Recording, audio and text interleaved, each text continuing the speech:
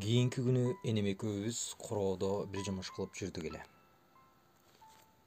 Көчөдөн таягын артына алып Зайранын чоң энеси өтүп бара жатыптыр.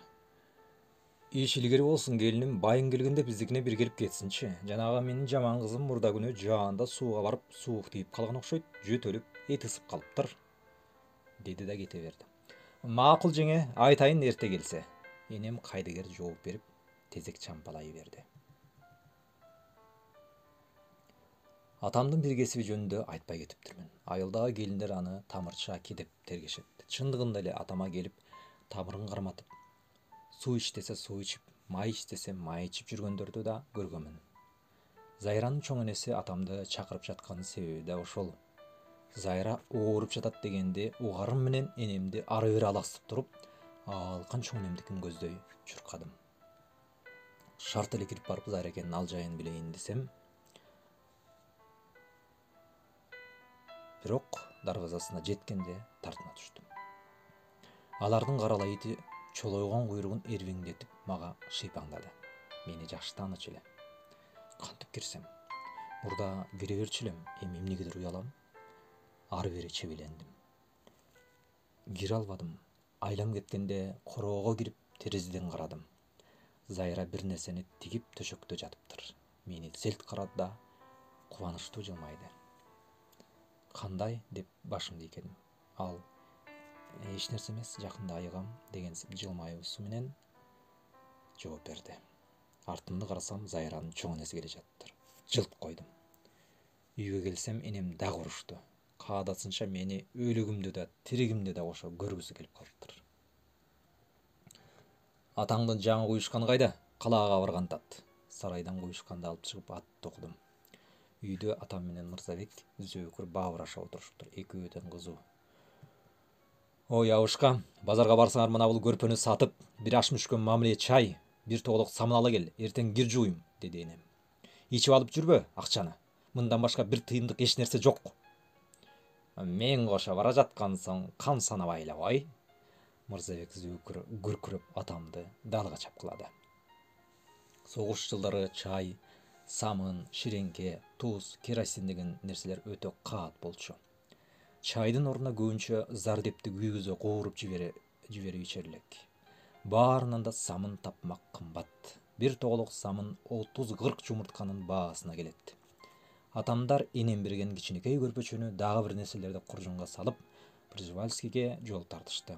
Ал күнү мен Зайралардын терезесине 4-5 жолу бардым окшойт.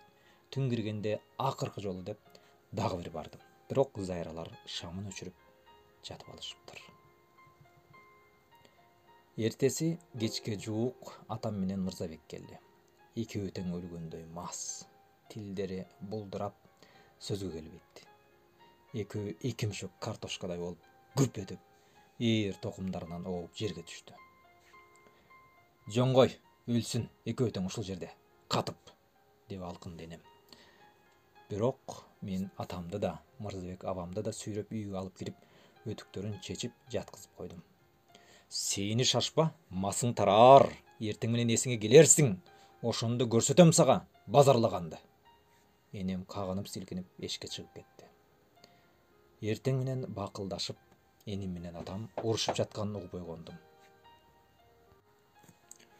Жогол үйдөн, төшөгүмөн айлан. Мындан көрө согушка кетип ошол жактан өлсөңчү элдей болуп. Чык сасыбай, деп энем эки көзү шишип, чачы үрпөгөн атакенди жулкулдатып жаткан экен. Ой, мен сага эмне кылдым, деп күңүрөйт атам. Кокуй, эмне кылдым дейт турбайбы? Эми кайда барам? Жогол үйдөн. Кана кечээки көрпөнүн акчасы. Кана чай, кана самын. Ой, самын кана дем, кулкунуңа келгир. Кайсы самын? Кечээ Мырзабек экөөңөр ичип алган самын. Ичкен эмеспиз самынды. Кана ичпесең? Тиякта теги кимдикинде калып калыптыр. Жогол. Ошол самынды таап келмейинче үйгө кирем деп ойлобо. Жогол үйдөн. Сен да жогол буян кеч атаң менен, көгөргөн чечек, деп мени да шилиге бир муштады. Атам экөөбүз ээрчишип чыгып кеттик. Мен го макул, баламын. Анан атам эмне коркот? Түртүп жатканда жаакка бир чаппайбы, деп да ойлоп кеттим. Анткени кыжыр маябай келди. Мырзабектикине барсак ал шашпай, үшкүрүнүп чай ичип олтуруптур. Аялы эстүү окшойт, эч нерседен сыр алдырбай жымыңдап бизге чай койду. Моке, эртелеп келип калыпсың, уулуң экөөң, деди Мырзабек атама. Кече экөөбүздү удай уруп салган турбайбы? Кемпиримдин самын ал деп берген акчасын ичип коюптурбуз. Уулум экөөбүздү кууп чыкты. Самын таап келмейин үйгө киргизбейм дейт, түгөнгөр. Бир айла таппайсыңбы? Менин долумдун сырын билесиңби өзүң? Да, эмне айла табыш керек? Экөө тең ойлонуп калышты.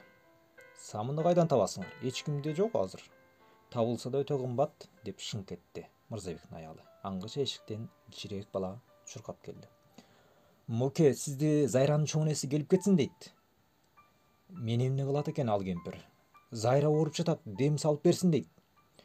Эртең барам деп айтты де, азыр убакыт жок. Өзүбүз чоң түйчүктөн кантип кутулаарыбызды билбей, айлабыз кетип турат.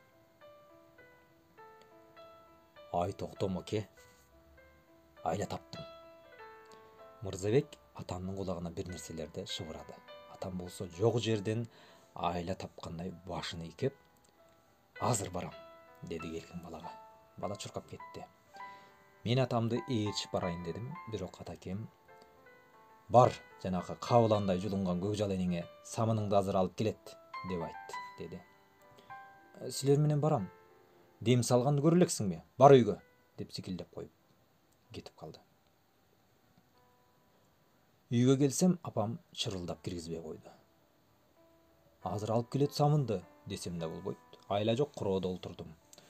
Бир кезде атам келди. Колунда кагазга оролгон бир тоолок кир самын жүрөт. Ал күнү энем кир жууду. Мен далым жооруганча суу ташыдым. Караңгы киргенде Зайранын терезесине бардым. Ал энесине Каныбекти ок берип жатыптыр. Шек алдырбай бир топко дейре карап турдум. Бир кезде атам кирип барды да, алкан чоң энеме кагазга оролгон нерсени берди. Жакшылап карасам, жанакы самындын калдыгы экен. Мынакей, дубалап келдим, киринт, деди атам. Аңгыча коңшунун ити караганымды көрүп дарылдап үрө баштады. Үнүң өчкүр. Кетүүгө туура келди. Үйгө келсем энем, жанакы самындын алкынысын көрдүңбү? деп сурады. Жок. Жоголуп кет. Ушул эле жерде турбайсыңбы саякатабай? Үйгө кирип чыкканча самынды бирөө алып кетиптир, деди да менин өлүгүмдү да, тиригимди да көргүсү келип турганын билдирди. Жана атам Зайранын энесине берген ошол самындын алкындысы экени шексиз. Бирок аны энеме кантип айтам? Уруш талаш кайра башынан башталат. Энем эртеси да түшкө үйгө келгендердин баарына жоголгон самын жөнүндө, акча жөнүндө айтып, 4-күнү гана араң унутту. Ошол күнү Зайранын оорусу күчөп, жөөлүп жатат деген кабары болду. Мен муну угар замат алардыкына чуркадым. Тартынбай эле тышкы үйгө кирдим. Анда 1-2 келин менен колхоздун бригадири отуруптур. Зайрага тууган сүрөй неме. Кийинки күнү энем экөөбүз